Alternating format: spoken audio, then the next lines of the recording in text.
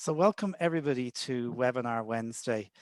Great to be back with you again on this, the 27th of January. My name is Stuart Lawler from Sight and Sound Technology. As always, my colleagues Carl Braley and Sharon Lyons are with us today. Great to have Carl and Sharon back with us. Now, how do we intro today's session? It's a really important one. In some respects, I think the sessions that we have done that are not necessarily focused on technology are potentially more important than others. And that might be quite a controversial thing for somebody from a technology company to say, but I think it's true.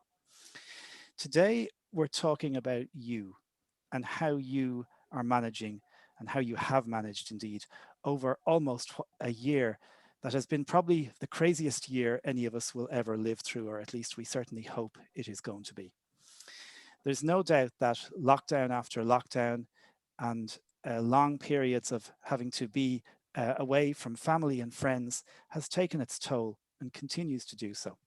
But how have you been keeping, and how can we all look after each other and ourselves and stay well over the coming weeks? That is the focus of today's session because we're talking all about well-being. We have two wonderful panelists to talk to us. And Alan McGilvery, apologies, Alan, is from Sight and Sound Technology in Glasgow. Alan's relatively new to the team, and he's a trainer in Glasgow, and he's one of the nicest people you could meet. Oh, thank you. And we have Claire Lestrange, who is not too far from us here in Ireland, in Dublin. And Claire has a background in, she's been working, she rather previously worked with Childline, and she facilitated a peer support group for the National Council for the Blind of Ireland. She currently works as a civil servant. Claire, you're very welcome and thanks for joining us. Thanks very much.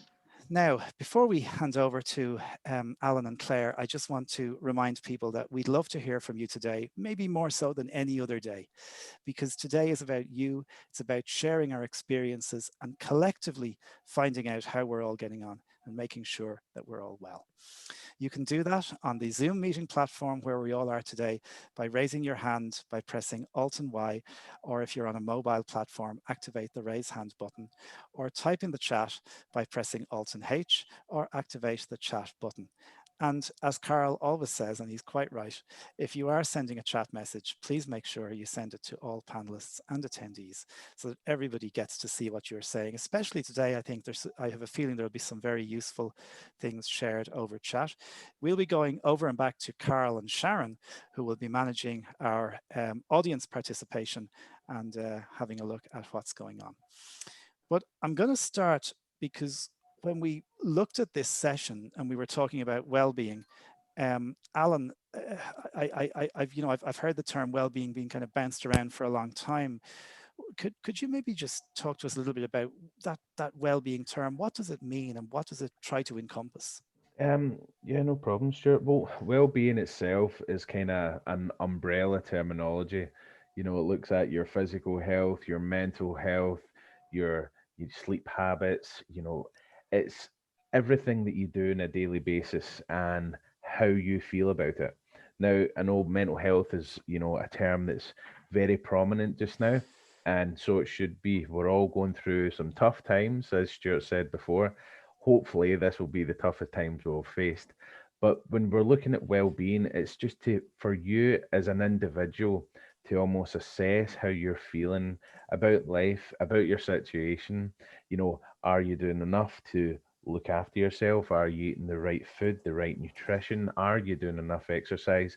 Because ultimately, if you're not doing these things, it can have a negative impact on how you're feeling, on your well-being, on your mental health, and that in turn then has an impact on how your life is going to evolve over the next wee while. So it's really important that these things are looked at, these things are addressed in a timely manner. It's okay to feel not great for a day or two, even a week. We all have bad days, we all have bad weeks, but if it kind of starts going into the 2, 3, 4 week mark, then you need to start to look at, right, how do I kind of stop this from happening? What can I do? Yeah, it's really important. And I suppose as well, Alan, it's been probably that little more challenging over the last little while because it's been harder to get out and about. It's maybe been harder just to go, you can't do the usual things you do where I'm not having a great day. I'm going to ring Alan and meet him for a coffee downtown. Those little things that maybe we would have taken for granted are suddenly taken away from us. Oh, 100%. I mean, your support networks, although we have the wonders of technology and we can, FaceTime parents, FaceTime brothers, sisters, partners, families, whatever your personal situations are, but there's that contact, that face-to-face human element, we're all lacking in. So it's really important that you make sure and keep those support networks alive. I can only speak for myself. Speaking to my dad is really difficult just now, in the sense of we have not much to talk about because not much has happened. We go to work at home, we stay at home, we eat at home, we go for our daily walks, but there's not any usual chit chat that you would normally do. Oh, this happened at work today, or that happened at work today.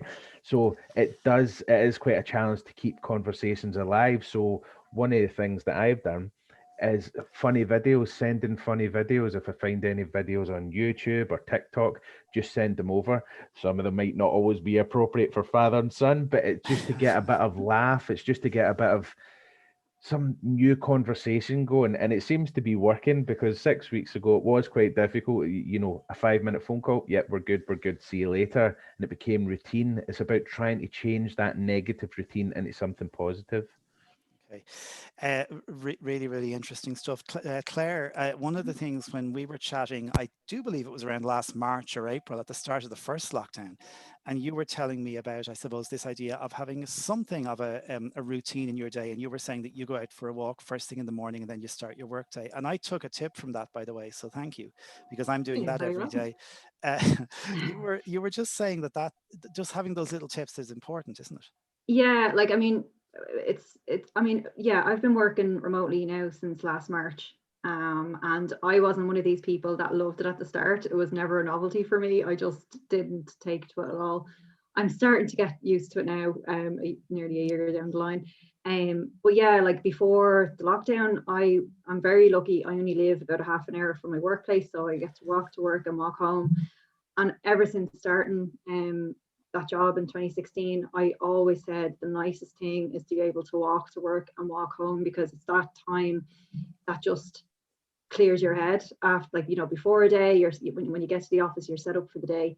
When you after a busy day, you walk home, your head is somewhat cleared when you get back to the house. So it's something that I try to keep in my routine. And even though I was not leaving my house to go to work, but so in the morning I'll leave at about like 7ish or so and go for a walk and be back and ready to start work at 8. And it's great. It really gets you going. It's nice to get some fresh air on your face and to get some exercise. And um yeah, it's something that I really try and keep. And if you can kind of, I mean, it's, and people use the word, like the term, like new normal. It's not normal. Like none of this is normal, and I don't want it to be the new normal. And I don't think many people do. But it's just trying to keep those pieces of your routine and things that made you happy, keep them. And if you have to do them in a different way or in a different time or whatever, but just try and keep those positive things in your routine. How do you manage at the other end of the day? Because I know I've certainly found that, maybe suddenly it's, oh God, it's 5:45 and I must make dinner, and you're sort of turning off the computer and going straight into eating dinner, or doing things without having that walk at the end of the day. Do you do anything to sort of switch yourself off, or do you just work with it? The odd time, if I can get out in the evening, I will. I do like walking early in the morning because there's less people around. It's hard to social distance, yeah, when you can't see. So I love the mornings. They're so quiet. The streets should be quiet anyway, but I think in town particularly, it can be, there can be people around, and it's hard to keep distance. But yeah, in the evening time, yeah, it is hard. Like I go out to the garden and have a run around with Penny, my dog, who you might hear in the background there, and just kind of mess with her and wrestle with her and get her giddy, and kind of that relieves my stress as well, and that unwinds my head as well. So if you can't get out walking, that's a good option. If you have an animal, just spend some time with them. And then I suppose you might have like a phone call with your family member or your friends. just to wind down after your day as well. I am zoomed out of it, I must say, at this stage. There's a lot of Zoom meetings during the week, and I think it can be quite tiring to be. It's way more tiring having a Zoom meeting than having one in person. But I think if you can kind of do some stuff that isn't around technology, and cooking your dinner it can be quite relaxing as well. I suppose that can help you unwind and stuff. Alan, how do you, and maybe we'll ask this to Claire as well, but how are you guys managing with the huge amount of, because there's lots of stuff on media. If you turn on the TV or turn on the radio or go on social media, there's so much information about COVID, and everyone has a view on what you should or shouldn't do. And I remember talking to lots of people who said, I just need to get away from the news. I just need to stop watching the news or just look at it once a day. Have you any tips for just managing that and keeping yourself sane? Yeah, I mean, to be honest, during the initial lockdown last year, I had quite a tough time of dealing with the new rules, especially when I used to watch the news morning, noon, and night because I wanted to keep up to date and kept informed of the situation. Now, my ex-army background, we did a lot of, training on kind of biological, situations. So I had the kind of army thinking of, right, no contact with anybody. We need to disinfect everything. And it took a good, I would say, 4 weeks to kind of get my own practices, my own thinking in place. That when you're watching the news, if it has a negative effect on you, then you have to think about reducing the amount of time that you're doing it.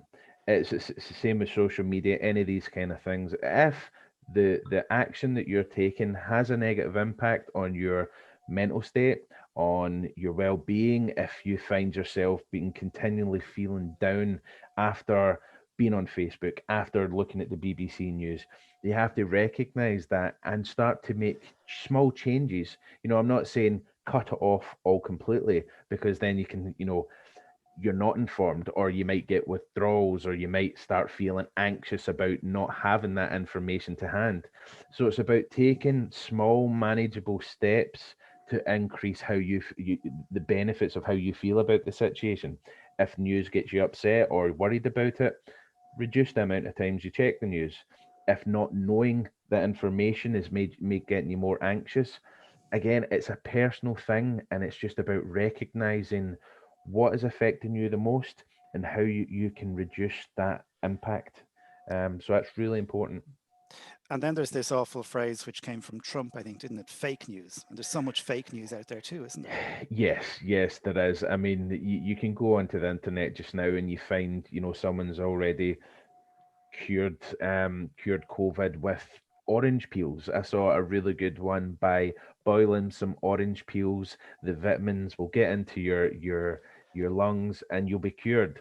And it's very dangerous, especially just now, because there are people who are scared, who are looking for safety nets, and this kind of information can be really damaging. I think making sure that you're getting your information from reliable sources like the NHS, like the government websites, Facebook, TikTok, all these kind of places, they do have rules and regulations that trying to prevent that, but ultimately it's it's hard to monitor. So if you ever want to find out true information about situation, stick to your official channels. And again, if it's affecting you, reduce the amount of times that you're checking.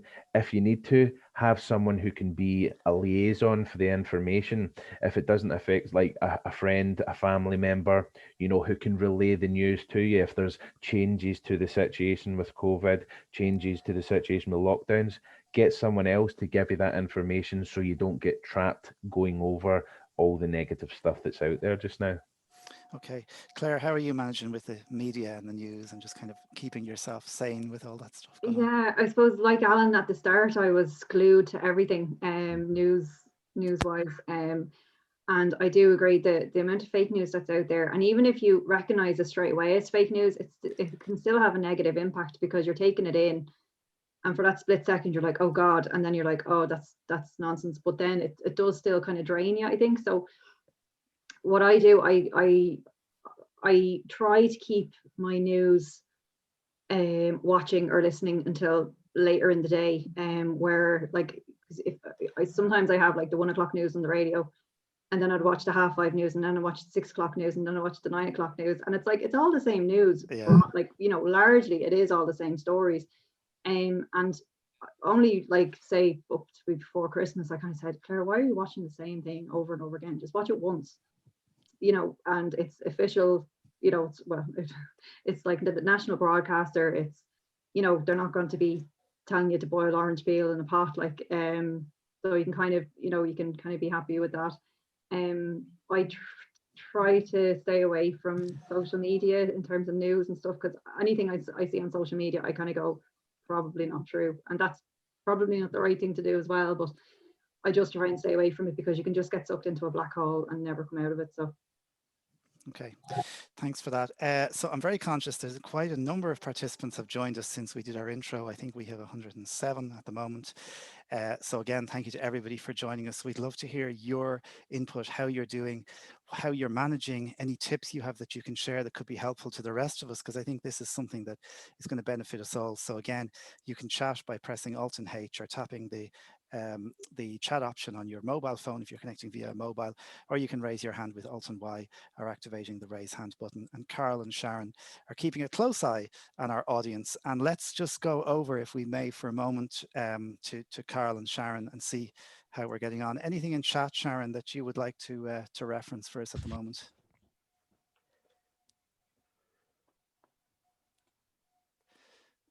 Do we have Sharon? Yeah, she's muted. Sharon, there Sorry, you go. something weird happened with my mute there. Yeah, we've got loads of chat on chat.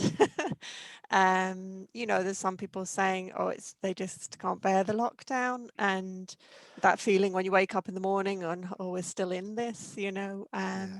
Yeah, a lot of people agreeing about the news, that you need to kind of, you don't listen to it every day, or just cut down. Yeah, exactly what the guys are saying. There's a lot of people who are mentioning different groups, different Zoom events, just joining different Zoom events. One person joining NHS campaigns, social care campaigns. There's a self-isolating bird club. There's a Facebook club in the UK, Chris Packman and his stepdaughter focusing on discovering the nature on your doorstep. That sounds fab. Okay, Carl, anything else there? So loads of different things there. Do we want to, have we any raised hands, Carl, that we want to? We have a couple. We'll go Gary Hatt. Yep. There you go, all yours. Hey, yeah, Gary. I was just going to, hi everyone. I'm just going to say that I've been in this, well, I would say I'm coming up at the end of this month for 10 months inside, and that's due from like the summertime from last year. I actually started locking down in February. Now, I could see how this pandemic was performing. We all know it's well documented what's happened and what should have happened and all the rest of that. But from my point of view, I think I'm coping, but I'm at the stage where I don't want to continue this much more this year, because I've got to the stage where, because I'm dealing with not only my own health, but I'm dealing with an elderly relative's health, who unfortunately has got worse over the pandemic because of the fact that they haven't been treated by the NHS. So it means that I've got to try and keep my health up as well as theirs, and as well as keeping them cheerful as well as me. So that's why I've joined various activities to really get myself out of that situation. And I don't monitor the news constantly. I'll only monitor it for certain aspects of the day. You need to break away from that, as people have said, because otherwise you just get sucked in and you're just overwhelmed with news, and you basically get COVID out of yourself, if you see what I mean. You've had so much COVID in you that you don't want anymore. So to do that is good, and also really just to keep your health as maintained as much as possible. and I'm having to keep him because I'm an asthmatic as well as being registered blind. So I've got to be really careful out there. So that's basically where I'm at, and you know, I hope that continues. But I would say to people, just you've got to try and fill your days up as well, because I had days where I've did things and you fill all your days up for weeks on end, and you get to the stage where, what do I do now? I've done everything else. So I'm sure people can relate to that as well. Yeah. Gary, thanks a million. That is really, really useful information there. And I think it's so true what you're saying about just kind of filling your days and making sure that you have things to do, and it, you know, keeping your spirits up in so much as you can. I think you kind of echo what I suppose a lot of us are thinking. We don't want to, certainly don't want another long period of this, and hopefully we won't, and we'll get out of this lockdown in the not too distant future. We just might go to one more hand, and I'm going to go back to our panel for a few minutes, and we'll go back to the hands again. So Carl, maybe we take one more for the moment, if that's okay. That doesn't really help. Revolution arts. Revolution what? Arts. Revolution arts. Okay. Not arse. Right. Okay. Revolution arts. Okay. Excuse me. You may need to unmute yourself. I think they're ready to go. Hello. Hello. Oh. Hello. Hi Hi there. there. How are you? What's your name? My name is Linda. Linda, how are you? And I'm from Dunstable, Bedfordshire. Actually, I was talking to my neighbour who is she's 80, and she's just lost a very close friend. Well, a close friend of us both, really. And we were talking about what's going to be after, what's going to be left after this pandemic, because there will be cafes and that were open that will be shut. Will our clubs still be going and all that type of thing? Yeah, absolutely. And I think it is. I mean, the world will look like a different place afterwards. And some things will change a little bit more long term. We talked about the idea of kind of home working before, and people who've been working from home for a long time might find themselves there or doing a little bit of both. So thank you for that, Linda. Thanks for that contribution, and hope you stay safe and stay well. Alan, can I go back to you for a minute and just ask you a little bit about, I suppose, stress and anxiety, and just managing that, because I think it can be a very stressful time, can't it? And maybe thoughts that might be very minor in regular normal times, because we're on our own so much, can become very much amplified in our minds. Yeah, 100%, Stuart. I mean, it is a stressful time, and every single person, I would say, in the planet over the last year has been stressed, probably has been overstressed. We're having to adapt to new situations. We're having to, look after children if we've got children, work from home if we need to. So the stress levels are rising. Stress levels are getting to stages where it's starting to affect people's well-being. When or if you're starting to feel that your stresses are becoming too much, I'm not talking about a day or two. I mean, over a longer period of time, 2-3 weeks, it's really important that you are seeking the right kind of support, seeking the right kind of help. If you've been feeling sad, down, anxious, depressed for extended periods of times, you really need to start getting in touch with things like your GP, depending where you are in the country, your kind of local mental health support. Self-help's important as well. There's fantastic resources on the internet. You're looking at meditation, mindfulness, breathing exercises. If you suffer from anxiety attacks, a simple thing as breathing exercises can actually reduce your heart rate, reduce the chances of a panic attack increasing. So it's just looking at what works for you, what helps you to get control of that anxiety. And if you do need more support, whether it be mental health, whether it be just someone to talk to, that you take it upon yourself to reach out and actually start to get that support put in place before things do get worse. I think that's really...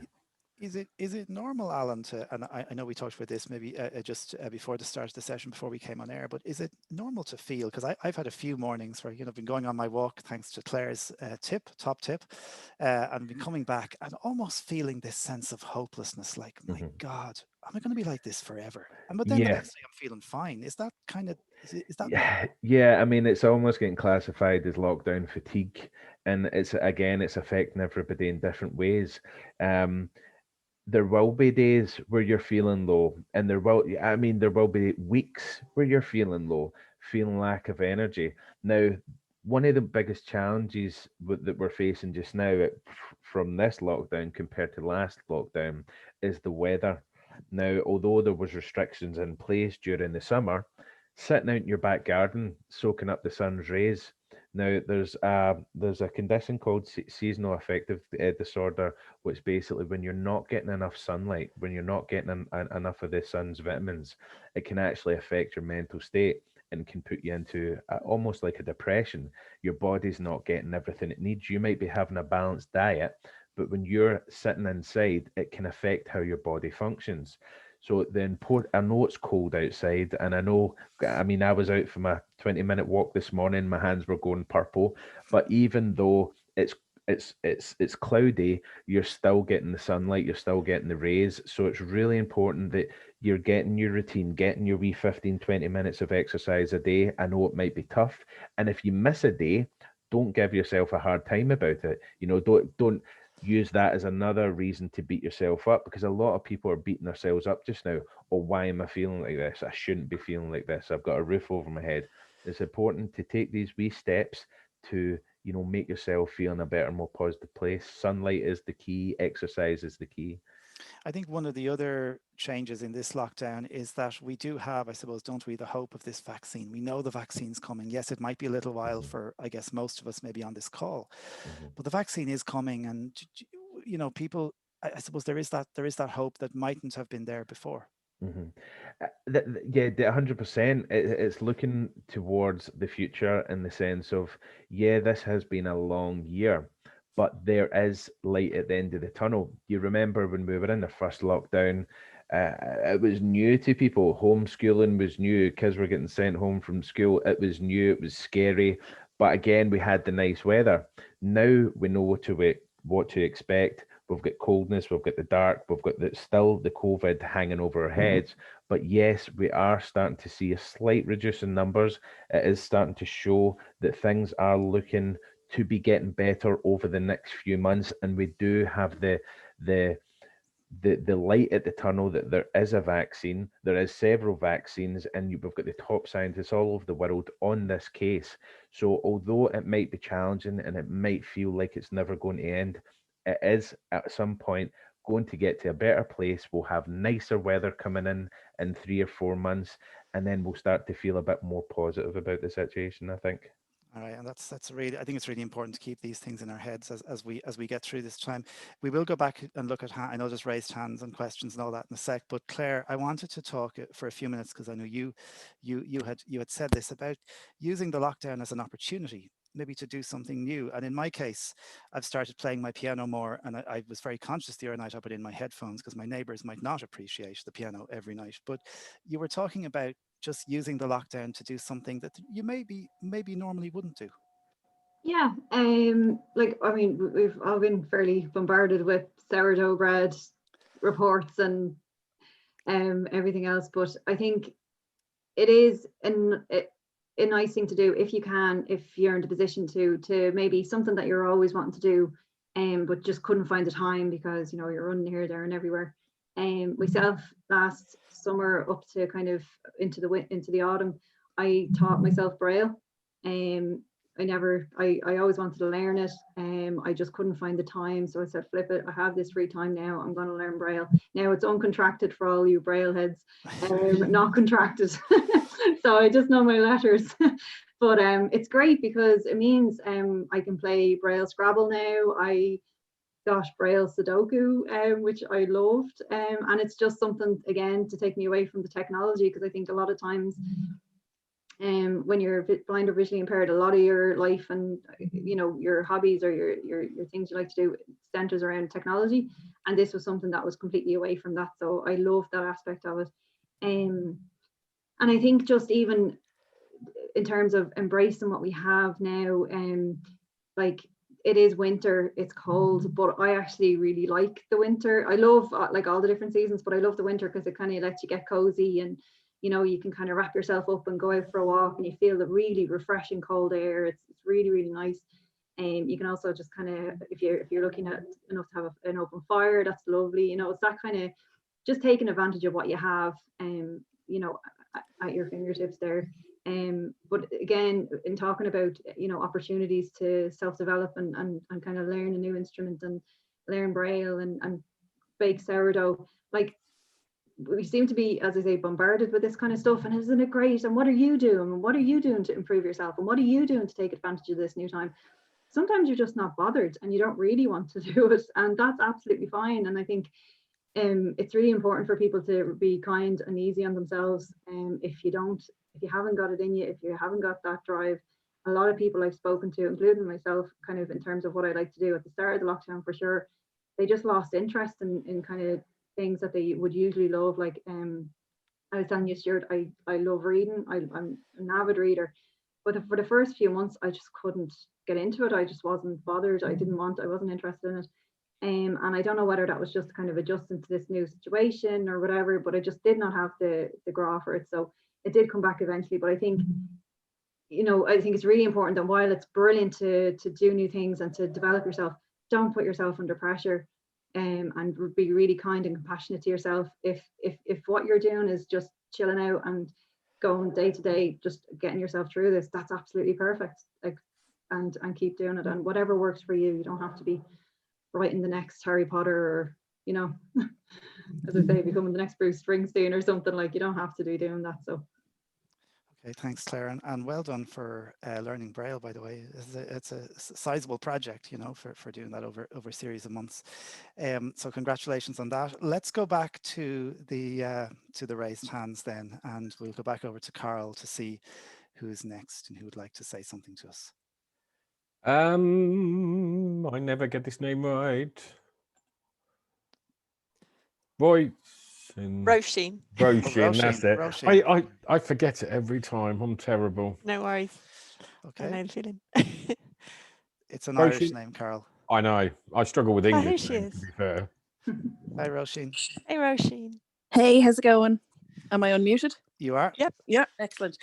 No, I have my voiceover switched off because of all the chats. So yeah, head was a bit melted there, and I was like, crap, where's the buttons? So I randomly hit the screen. No, okay, so I just want to give everyone, I don't know, people are very down in the dumps, and it's people are struggling, and I think people are struggling a lot more this time than the first time for all the various reasons that have been discussed. But I am actually thoroughly enjoying lockdown. And I know that's a really unpopular opinion and position to be in. I mean, yes, I have my days. Like, myself and Stuart were chatting the other day, and I was like going, Stuart, I want to go piano shopping. And it was really driving me nuts. But I'm actually really enjoying it. And the reason I'm really enjoying it is I'm not encountering as much ableism because I'm not going out. I'm not having to struggle with whether or not I get a nice bus driver who's not going to just zip past me in the morning on my way to work, and therefore I miss the bloody bus that I went out for, or, that kind of the anxiety that goes along with just commuting, and then just dealing with idiots who think because you're blind, they need to shout at you, or, just not having to deal with all the ableism I'm finding that such just amazing. I'm loving it. And as a result of like that, when I realized that I was actually really enjoying that, I was like, oh my God, now I'm just going to stop with the social media stuff, because there's plenty of ableism on there too. So I engage when I'm in the right headspace to engage, and I don't when I'm not. And I think I got rid of my TV. So I check in on news and things like that when I'm in the headspace too. I do have mental health difficulties. I struggle with depression and anxiety anyway.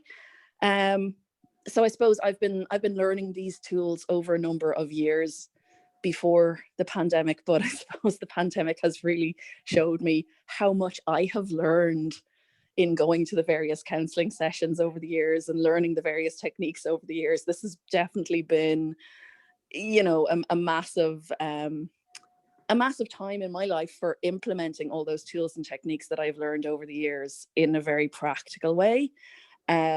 And I've started doing meditation, and tomorrow I'm starting a mindfulness class, which is kind of, I don't know, I don't really understand how that all works. So that's all kind of new stuff to me. So I suppose I'm stretching myself a little bit, but the thing that has definitely kept me sane over the last 10 months have been my neighbours and my knitting.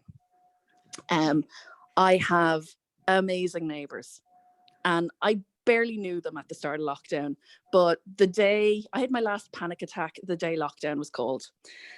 And I had a panic attack because I've been cocooning because I've got underlying conditions, and I was like, how on earth am I going to exercise my guide dog? You know, I knew I could figure out all the stuff for myself, like the practicalities of getting food and all that jazz. I knew I could sort all that stuff out. But it was like, how do I get my dog the exercise that she needs to keep her from going absolutely batshit?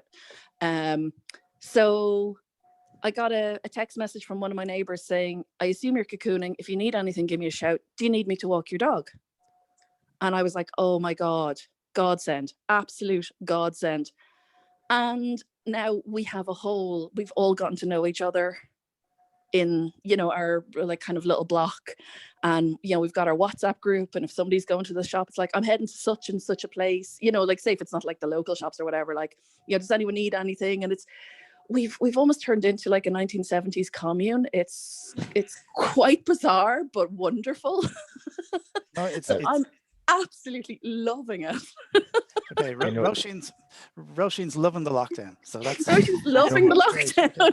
We could make a song about that. And it's fantastic to hear as well, Roisin, in the sense that, you know, you have had mental health difficulties. You did have, you faced difficulties when you were out doing your day-to-day things, and the fact that it's therapy, counselling, you know, you're doing all the right things. You are enjoying it, but you're doing everything that you should be, taking one step, taking one piece of support, and you're building your own kind of support network from your home, and that's fantastic to hear.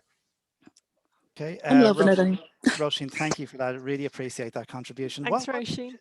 What do you, it's interesting there, the point that was made about neighbours and about people just checking in on each other a bit more. Have you guys, Claire, maybe, I don't know, have you found that people are a bit more checking in, or are you okay there? Because I know certainly we had someone next door knocked in, said, do you need anything, about 3 or 4 weeks into the lockdown? Are people becoming a bit more tolerant of everybody? Yeah, I think I'm lucky where I am. I have really good neighbours.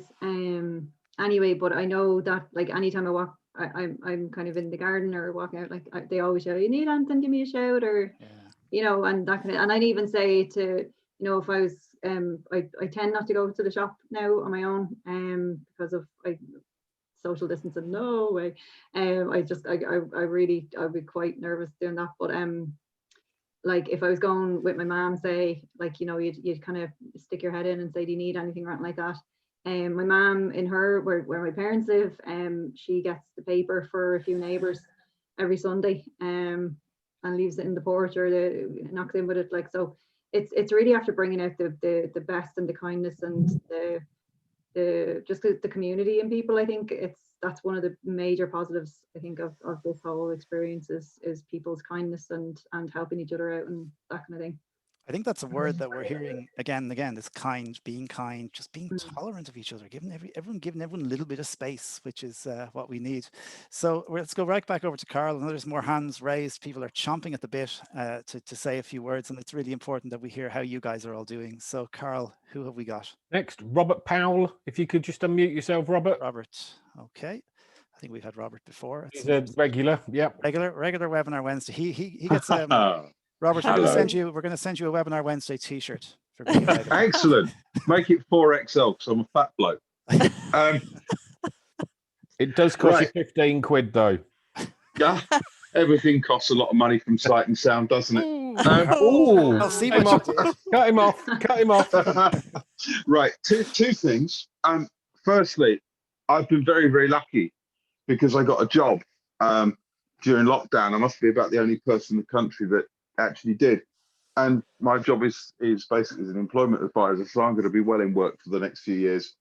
And I think that the whole routine thing is really important, and I think it's important not to beat yourself up about stuff as well, especially whatever it is, because that just makes you feel more negative. And my computer is still in a mess, and how long have I had to sort it out now? But I still haven't. And I sometimes think, oh, I should have done that. I should have done that.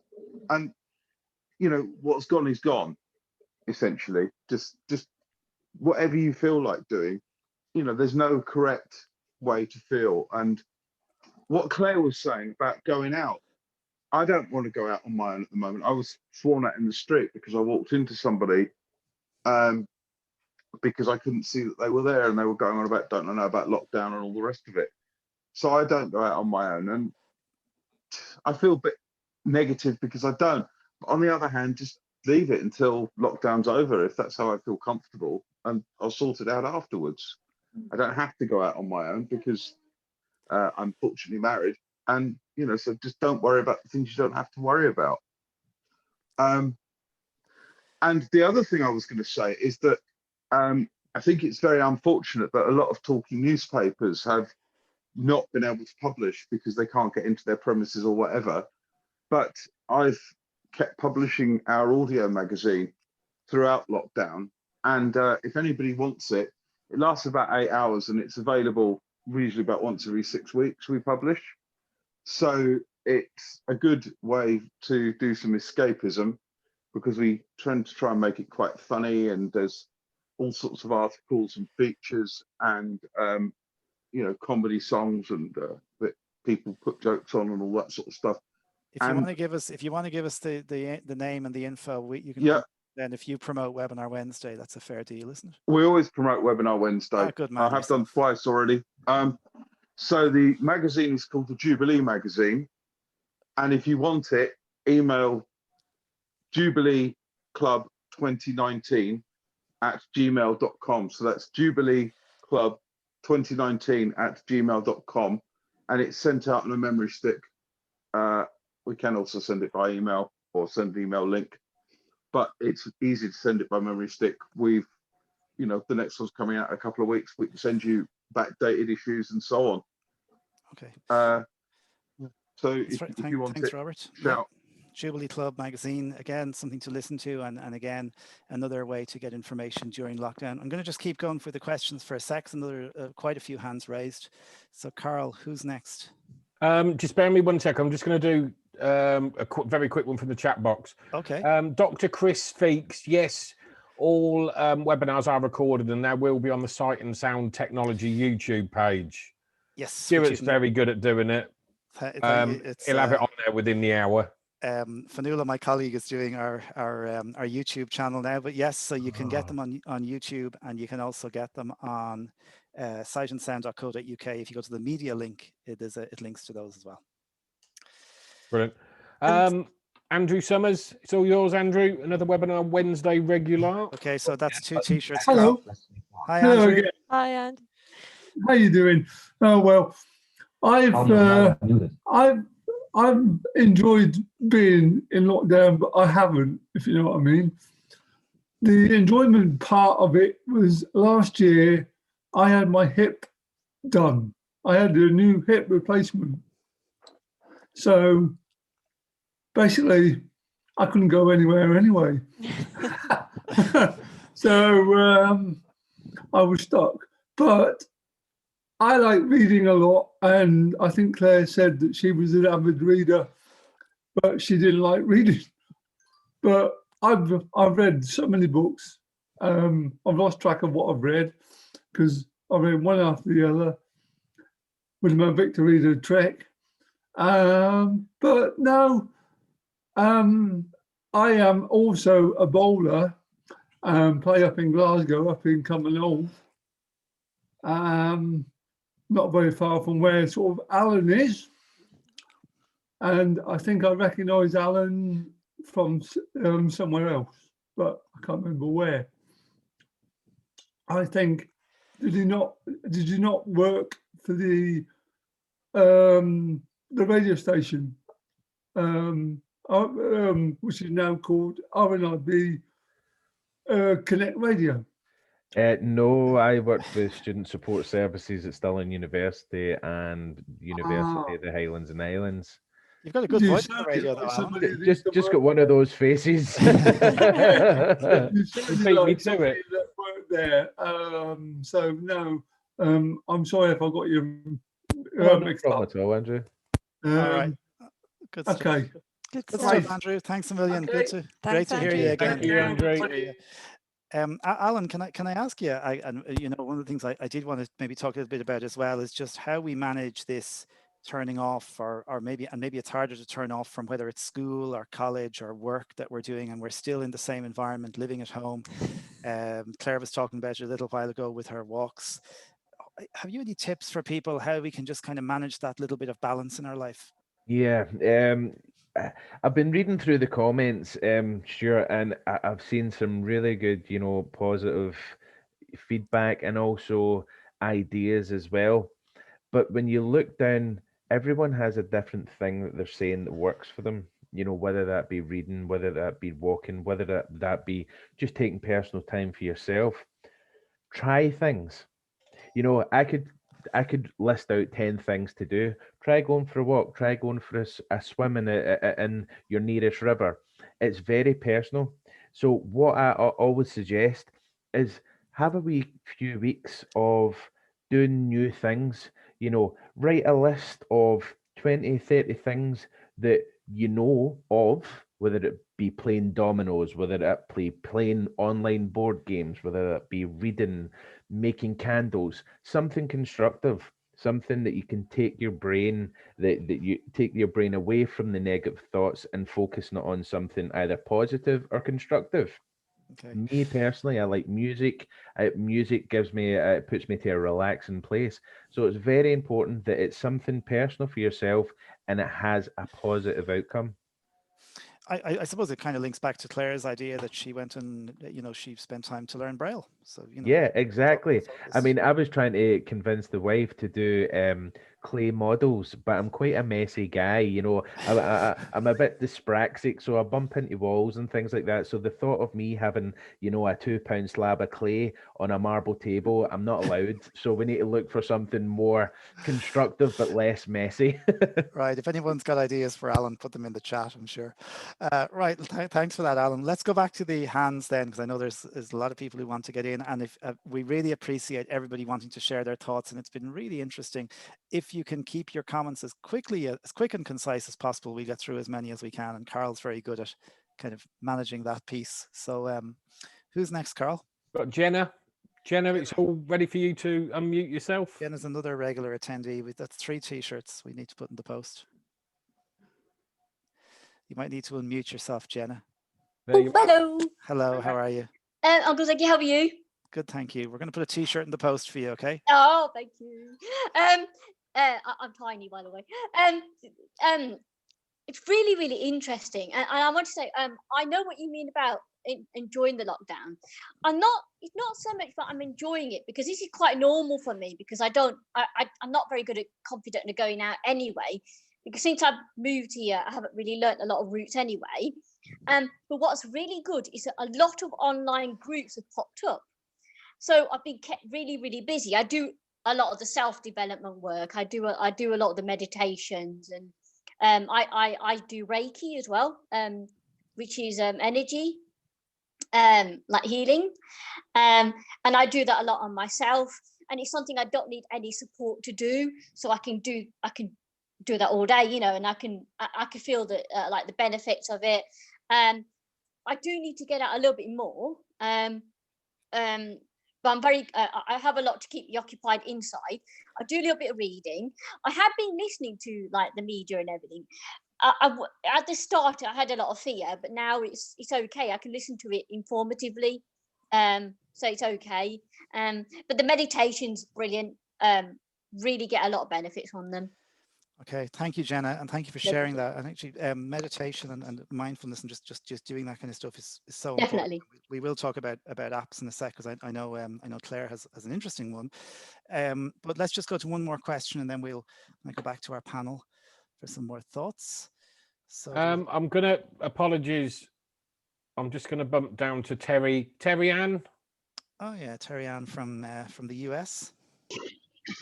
Yes, hello everyone. There we go. I have been saying all along that we have been making, many of us have been making gallons and gallons of lemonade out of this lemon that we call COVID, because we are doing things that we would not have done we're doing positive things that we would not have done if COVID were not here.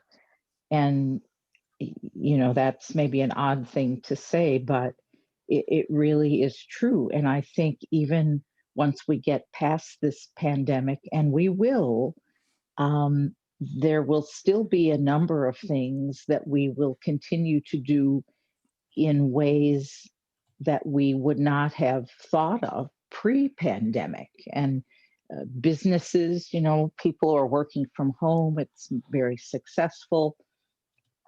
We're using Zoom a lot more than we thought we would. People who never thought they could use technology are using it very successfully and will continue to do so post-pandemic. So that part is a wonderful thing. And I have to say, because of the technology, I have not felt isolated.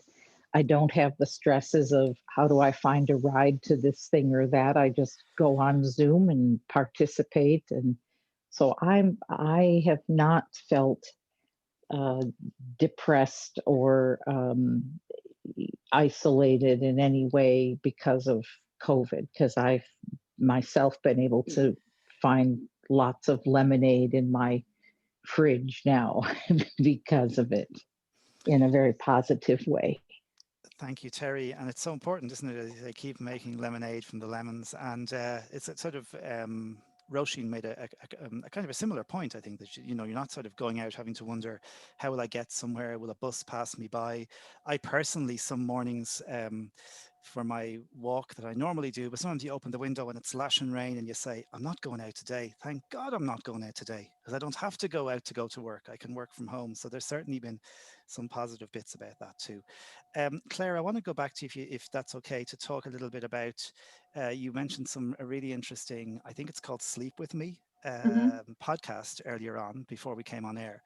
And I think it's definitely worth talking about that because, again, ways to maybe for some of us where sleep might be a bit messed up, or where it's just harder to get that regular focus in our lives. Yeah, so this is something I discovered, God, I don't know when it was. I tried it once last year maybe, and it didn't really work for me, but I went back to it there recently, and it really is, it's fantastic. So it's a podcast called Sleep With Me.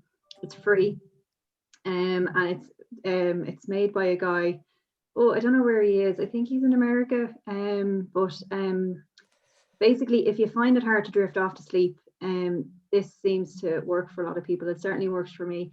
So it's about an hour and 20 minutes long each episode, and it's this guy, I think he called himself Scoots or Scooter. Not too sure if it's a proper name, or is actually, yeah, I think it's Scoots. But he talks you to sleep. Basically, he tells really boring, meandering, pointless stories. He's a very relaxing, kind of chilled, not boring voice, but just very, very chilled. And he kind of talks like that. And and there you're going all over. He goes on tangents, he goes on meanders. If you tried to use your brain to listen to the story and follow it, you'd just be going cracked. You'd be like, I can't follow this. It doesn't make any sense. But that's the point. You're supposed to, I can't remember the term he uses, but like loosely listen to it or lazily listen to it or something. But anyway, yeah, so I throw that on, I lock my phone, I leave it playing, and within, I'd say, 5-10 minutes of lying down listening to it, I'm gone, I'm asleep. And so I really found that helpful really lately. So I just thought I'd flag it for people. It's free, it's called Sleep With Me, it's a podcast, and there's loads of episodes. Okay, brilliant. So the Sleep With Me podcast, definitely worth having a listen to. Okay, let's just go back to our hands again. I know there's lots of hands raised, or there's quite a few, I think. So Carl, do you want to see who's next on our list? Yeah, Revolution Art again. I do apologise. My head's not working today, and I forgot your name as quick as you said it. I think it's Linda. Linda, that's the one. So Linda, maybe a really quick comment, because we will try and get through everybody. Yeah. I'll be very quick. I've actually worked out a routine for the week, because our club do regular Zoom meetings. We have a quiz on a Monday night. We have our club meeting that we'd normally have on a Thursday from 10 o'clock till 1 o'clock, which would normally be a bus ride away from here. And then we have like a quiz night on Friday night. And I also do RNIB Connect Social on some Mondays, and also some Thursday evenings with RNIB. So it keeps me into the days of the weeks and keeping me up with the dates and everything like that. I think that's important. Linda, I'm getting tired just listening to what you're doing. Sounds like you're very busy. So that's great. Thank you for sharing that with us. Really, really, really great. Okay. Let's just see who else's hand is raised. Alex Gibbons, all yours. If you just unmute Alex, yourself, another please. Star Wars podcast producer. Is that right, Sharon? Not Star Wars. Doctor Who. Doctor Who. Sorry. See, I'm not you can tell I'm not apologies. Doctor Who podcast producer. Hi, Alex. Hi there. It's just how we all doing lockdown. Indeed. So how are you keeping? What have you got to say? I have to say I've been more busier in this last couple of months than ever, really. So I'm one of these people who doesn't like lockdown, but also sort of has been busier than ever with the whole sort of situation. And it is what people have been saying. You have to have a sort of routine. You have to have, like, I'm going to do this in the morning, I'm going to do this in the afternoon, and you just get on with it. It's not nice. It's not nice being able to see people. I haven't seen people for months because I'm in the shielding group. I've been in the shielding group, and it was really hard for the first lockdown. And it's just how you get on with it. It is a really difficult thing. You have to keep positive. You have to just be kind to yourself and give yourself a treat. Make sure that it's not all miserable. You just get on with it. You find something to do every day. That's the thing I've been doing, really. Okay, thanks very much, Alex. Definitely great to hear from you too, and glad you're saying. It's really interesting the amount of people who are saying, I'm doing things, and it's having some really positive aspects, very positive thoughts that people are having, and doing some very positive things. Alan, I just want to go back to you for a sec around one of the areas we wanted to touch on was this whole thing of, I guess we call it loosely checking in, checking in with someone or giving a ring or having that communication. And you were talking about chatting to your dad. And I know I'm ringing my parents maybe 4 times a week, and we always say, hi, just checking in or just touching base. And we have a nice little chat for 5 or 6 minutes, but those little calls are really important, aren't they? Oh, 100%, 100%. You need to keep those communication lines open, especially if you're on your own. I mean, I'm in my household. I've got my family here, family of 4. But there is people out there who might be isolated on their own. So one of the wonders of technologies is, although physically you're going to be on your own, you have so many different avenues for connection, whether it be friends, family. Now, I'm a big advocate of, if you can't have a party, throw a FaceTime party, a WhatsApp group.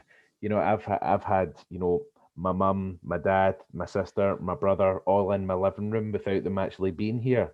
So it's just about trying to get creative with the technology that we have, obviously taking into account the restrictions we have, and putting a plan together. Right, okay, I want to speak to my parents or my friends, and set out dates, set out times. Oh, I'll give you a call at 8 o'clock on a Thursday, because it gives you a chance to get things to talk about. Like I said earlier, send some funny videos, get something that you want to learn about. It's just trying to keep conversations going so it doesn't go stale and then the conversations become awkward. So it's so vital to keep those communications line open, positive, and fresh. Some really interesting thing has happened in our family, where we've done a number of family quizzes, and then we had one just after Christmas where some of our relations from the States joined in, and now I believe we're Yeah. going to have another one where another family from the States wants to join in, another set of relations, which is lovely, because honestly, I wouldn't have talked to these guys were it not Yeah. for COVID, Exactly. You although it's not face to face, you're almost expanding your connections that wouldn't have happened if COVID wasn't here. So once we get out of the other side of it, you might find that you've got an even wider connection base than you would have if we didn't go through it. So it's just trying to look at the positives, doing the best to see, and I love that COVID being a lemon and we're all making lemonade. I love that, making a positive situation out of the crappy hand we've been dealt as the world. But we're all in the same boat. It's just about trying to find things that will keep you going, keep you positive, and keep you happy. I often think as well, maybe coming as we are a technology company, Alan, I often think if we had had this pandemic 10 years ago, it would have been a very different coping mechanism for all of us, because the level of connectivity that we all have now just didn't exist back then. Oh, I dread to think. I mean, 10 years doesn't sound like a long time, but you are completely right. If we didn't have Facebook, if we didn't have Teams, if we didn't have WhatsApp, TikTok, YouTube, Facebook, all these things, if we didn't have the capacity, it would be a very darker place, because you're seeing people communicating all the time through these different various channels, and it is becoming a more normalized thing now. You don't have the pressure to go and do a journey to see the family. You can pick up your phone and make sure they're okay. So it's, yeah, I'm glad that it's happened now rather than 10 years ago. 100%. Yeah, me too. Okay, we're going to go back to Carl. I know there are hands raised, and we're going to run this for another 20 or so minutes, guys. So we'll try and get through as many questions as we can in the next little while. So Carl, can we give us another Stephen hand? Portlock, it's all Stephen. yours. Coming, Stephen. I think Stephen's joined us previously as well. So Stephen, welcome back. Oh, hello. Hi there. How are you doing? How are you? It's more just I had we talked earlier about the radio, about news. I actually heard a really brilliant insight. I forget, it's really unfortunate. It's an Irish writer. She was talking about she said, don't think in terms of trying to get through February or so on. It's just too depressing. Just break it down into small components. Can I make it through today?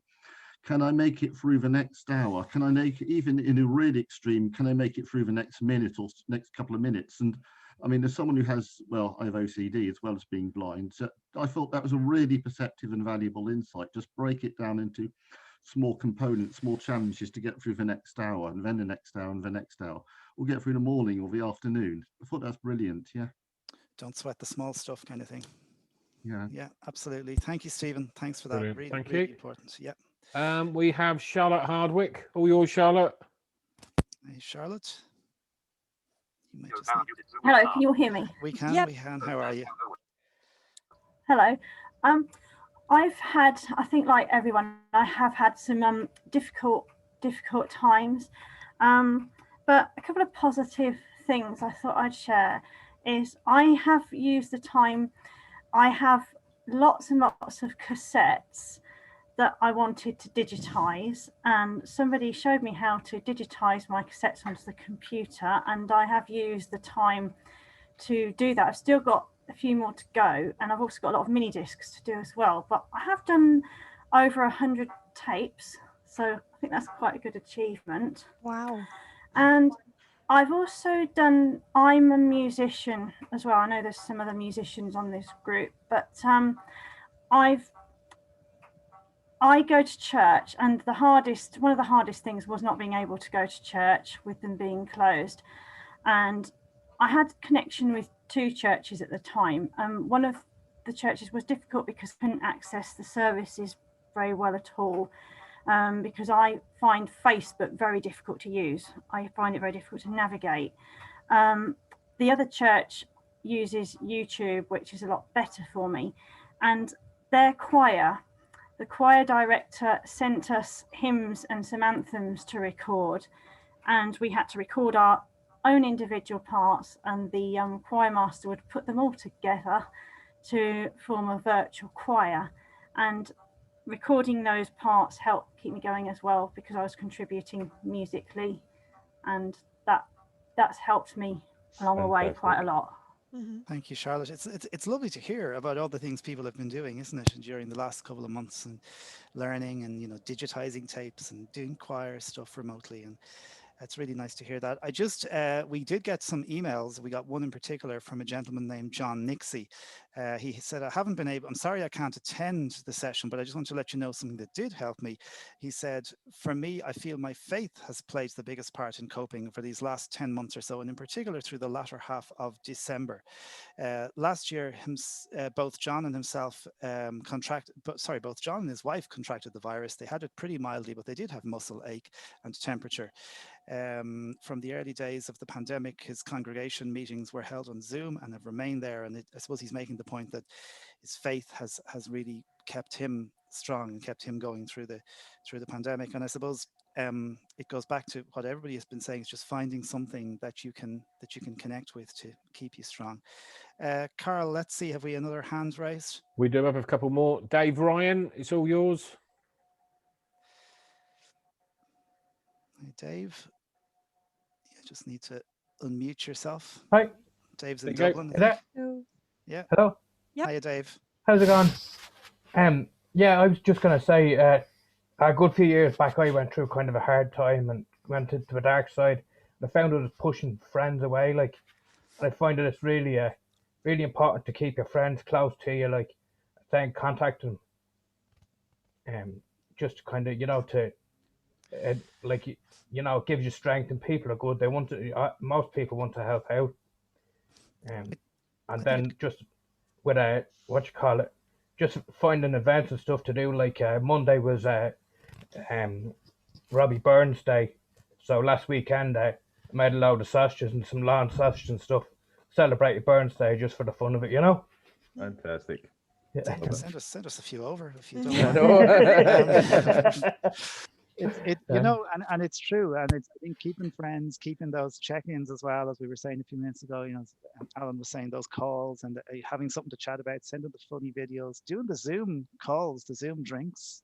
I've done a few with some friends on Saturday nights, and I remember when we did the first one, thinking this is going to be really strange. We might get through. We might manage this on 40 minutes or so, Alan. And it was 9:15 when we started, and I think I came off the call just after 1 in the morning. What we talked about. So fantastic. Those things. Yeah, I always recommend doing a cocktail making session. So you all get obviously, if you're old enough to drink and you can drink it, as if you get a list of cocktails and everyone gets the same kind of ingredients, and as you say, you think, oh, maybe only last half an hour, and then you get to 2, 3 in the morning, you've realized all the cocktails have been ticked off the box. That always is a successful night. Then, Alan, the next day when our heads are killing us, we'll be saying it's all Alan's fault. As long as you're smiling, I don't mind being to blame. You are responsible for the hangover as well, Alan. Okay, let's go back to Carl, see who else we can hands wise here. We have Tina Arbery. All yours, Tina. If you can unmute yourself. And we have had Tina with us before as well. So nice to see you back, Tina. Hiya. How are you? I'm fine. one thing I find good, it's been annoying my husband a little bit, who has to do it for me, is all these Zoom meetings and the webinars and other organisations that have Zoom meetings as well that I take part in. Like the webinars are, well, a lot of these things are very difficult places to get to for various items, and if you have to travel and that. Whereas having Zoom, you haven't got to worry about the travelling. You just go online and get on Zoom, and there you go, you're there. Yeah. Yeah. And that's brilliant for me. I found that, a godsend. And the other thing, a person who said about their wife or partner, whoever it is, didn't want clay on their table, and they said they like music. Well, I've got a suggestion. Doesn't he what about getting himself an instrument, a keyboard or something, and taking up music? There you go, Alan. That was Alan. Perfect, thank you, I've Tina. got one. It's one from Yamaha. And it's called a Genos, and it does have some speech with it. All right, brilliant. Thanks, Tina. Thank you, Tina. News. The bad news is the price. Yeah. The price. Okay. Okay. I've got my guitar already, so I was just wanting to get some clay but again, I'm messy, so I understand why I wasn't allowed. I get it. The thing I was going to say is, I like the way the seminars that you talk about new technology, like things, but if you go to the show, you haven't got that amount of time to talk about it, because everybody's wanting to do busier. Yeah. buy it. Yeah. And you can't hear, because I've got a hearing disability as well. I'm hard of hearing. And also with the webinars and these things, you can hear them doing a demonstration in your own home, because you haven't got all these other people talking all around you, so you can concentrate on what they're talking about.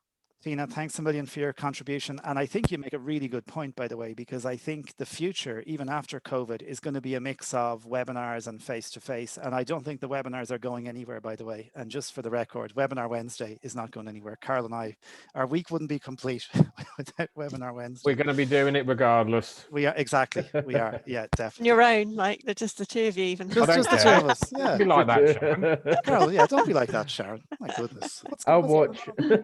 Kick her off. Okay, let's have another question. Right, we've got a couple more. Mike Bailey, it's all yours. Mike, just you might unmute need to yourself, unmute Mike. yourself. And we'd love to hear your question. And thank you to everybody who's been engaging through the day. Hello. Hiya, Mike. Hello. Oh, Stu, sorry. You're okay. How are you? Sorry, I just thought of it. Unmuted there. Yeah, you're unmuted. We can hear you. Yeah. Sorry, can you hear me? Yeah, we've got you. Thanks very much. A couple of points. That they're making lemonade. That's a brilliant.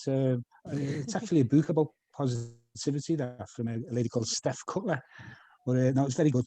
I was going to say, and I think her name was Revolution 33, about joining support groups. I'm based up in the northwest of Liverpool, Christopher Green and Bradbury Fields, and we have a lot of support groups going on. So much so now that we started the Esme's Friends one for people suffering from Charles Bonnet, and we have people from Glasgow phoning into that. So I'd advise anyone, if they were to contact the local society and see what telephone groups are available. Can you still hear me? Yep. Sorry. Yep. Yeah, we can. Great. Yeah. Sorry. Thank you very much. So Michael. it's really, and 22 groups have started. Wow. Esme's Friends all over. It's brilliant. Well, hang in there. It won't go on forever.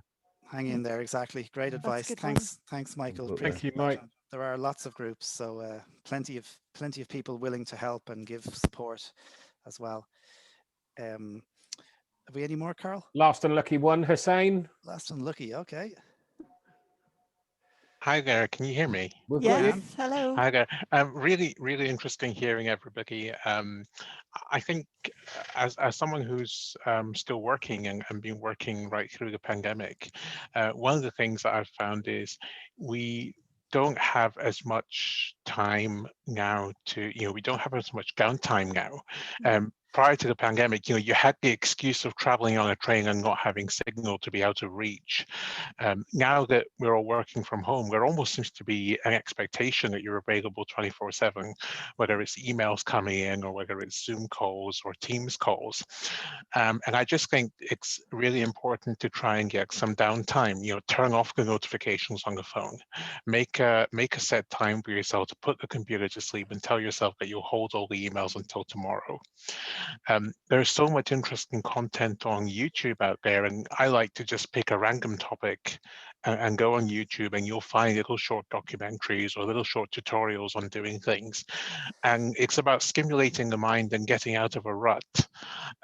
Somebody mentioned getting quite down over the media earlier on. And I like to tune into stations from different parts of the world, whether it's through TuneIn or again, whether it's through different podcasts, and you get all sorts of different perspectives. And it really makes you think that we think that we're in a very bad place at the moment, but we've got people who are handling this in so many different ways in developed countries and other parts of the world with a different take on it, the way they're handling. And lastly, just a suggestion that I'll put in there. I've got a friend who's got a little bit more sight than I have, and we will sit there and we'll do a crossword over the phone. So he does it on his CCTV, reads out the clues, and through some of the clues are quite obscure. So he's considerably older than I am, and our discussion will just go on a tangent to something about history, and he'll tell stories from the past and stories about the local area, and it evolves into not just playing on crossword, but a discussion that goes in all sorts of different directions, and that can while away a good 2.5 hours in the evening. And it's a really good way of a non-techie based solution, because I think it's also just really important to try and get away from the screen from time to time.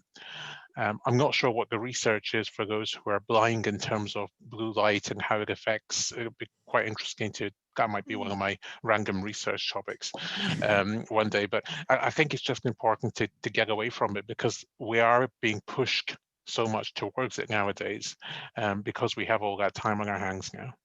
Okay, thank you very much, Saurmann. It's really, really important, definitely. Thank you for that.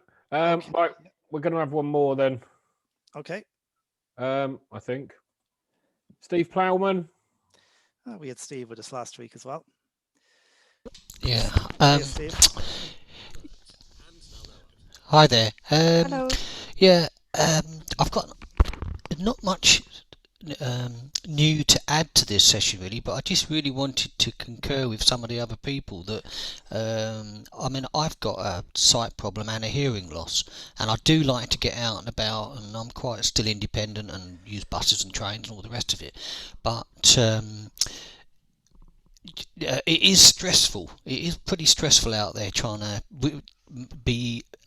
maintain that independence. So other people have mentioned it about during the lockdown, and Zoom has come along, and like many other people, I'm involved in so many other groups on Zoom and different committees, and we now meet on Zoom, and I don't have any stress of couldn't hear this and couldn't hear that, and buses missing the bus, and having an issue with a member of the public. I don't have any of that. I wouldn't vote for it if I had the choice to be out and about or stay as things are now. Then clearly I would rather be out and about. But it has got some very big advantages. So I know that's already been said, but I just really wanted to highlight that again, really. So, yeah, that. Thank you very much, Steve. And Great. it's so true. There are significant advantages sometimes to all that stuff. So thank you for your comments. Very much appreciated. I'm going to go. Yep. It's just one minor thing. Really quick. 20 seconds. No, that's fine. It'll wait for another time. Carry on. It's all right. Thanks, Emil. Yeah. Okay, it's almost time to go. I'm going to go back over to Alan and Claire though, because I think Alan, what's really come out of this for me is there's lots of people finding very creative ways to do all sorts of exciting and interesting things, and there's been lots of positives. But there are times, and I'm sure there are people maybe who are tuning in today who just may need a little bit of support, and it's important, isn't it, where we would know where to find support if we do need to talk to someone. If there are maybe issues that are really kind of getting to people, that there are places they can go. Yeah, 100%. I think, as I was saying earlier, it's okay to feel down. It's okay to feel sad. It's okay to feel anxious. If that starts, going on for extended periods of time, 3, 4 weeks, and it's not changing and it's consistent, you should be looking out, speaking to your GPs. If you are having thoughts of suicide or feeling suicidal, we have, Samaritans, GPs. If you look at your local, we're speaking to people from all over the world, so it's really important to find out your local support networks and get in touch with them as soon as possible, because you're not alone. As you've heard it yourself, everyone's going through the same situation. So if you feel like you're on your own and no one feels like this, you aren't alone, and people want to help.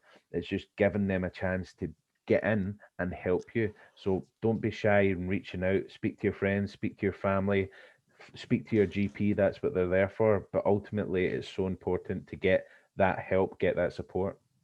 Thanks, Alan. And Claire, flying the flag over here on this side of the Irish Sea, I presume you would say something similar.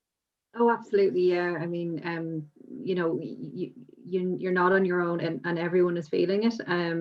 And I would say if you are feeling that you need to talk to someone, like Alan said, contact your GP. Over in Ireland, we have Pieta House who do amazing work with people struggling. And just even the HSE website has great resources there, and you can find what's in your locality and where you can go, where you are. Like, it's just really important not to be struggling with these feelings alone. And I think it's just really important to reach out and kind of talk to someone. Okay, thanks very much, Claire and Alan. Thank you so much. It's been one of the most interesting webinar Wednesdays, I think, that we've had, because it's been so much participation. Thank you to everybody who shared their thoughts and their experiences, whether you asked a question, whether you typed in the chat, or whether you just came along to be here. We really, really value the time you took to join us today. Webinar Wednesday, as well as the technology, has always been in my mind and in Carl's mind, and I think in the mind of our CEO Glenn Tukey, has been about connecting people and having a space where we can all come together. And it's something that we always think about. That Webinar Wednesday for some people is that focal point, and we're very grateful that you take time to join us. That's just about it for today. Again, sincere thanks to our panel, Alan and Claire. We really appreciate you guys giving up your time and your thoughts, which have been hugely useful, I know, for everybody who's been here today. Thanks to Carl and Sharon for managing all our questions and our audience so well. And thanks to all of you for joining us. We're back again in 2 weeks' time. But until then, please stay safe and stay well. Be kind to each other and to yourself. And we'll talk to you soon. Thanks a million. Thanks, Stuart. Thanks, guys. Stuart. Thanks, guys. Thanks, guys.